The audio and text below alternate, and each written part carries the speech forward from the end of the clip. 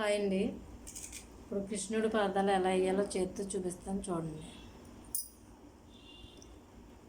White సున్నాను తీసుకుని పలుచగా వాటర్తో ఇలా ఏ విధంగా అతుకునేలా కదపండి. ఇలా కలుపుకున్నారు కదా, ఇలా పెట్టి ఈ రెండు చేతులు ఇలా పెట్టండి. ఇలా ఇలా ఇలా పెట్టి ఇలా ముంచండి. ఇలా ముంచి ఇలా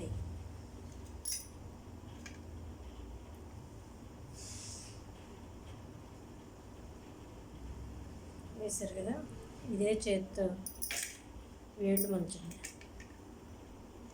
వేళ్ళు ముంచి ఇలా ఇలా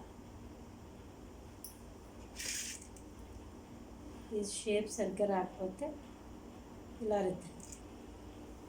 అంతే.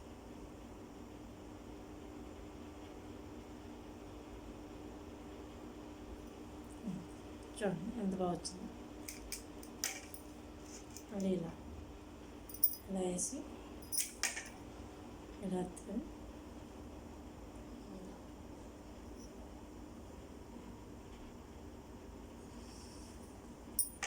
మళ్ళీ ఇలా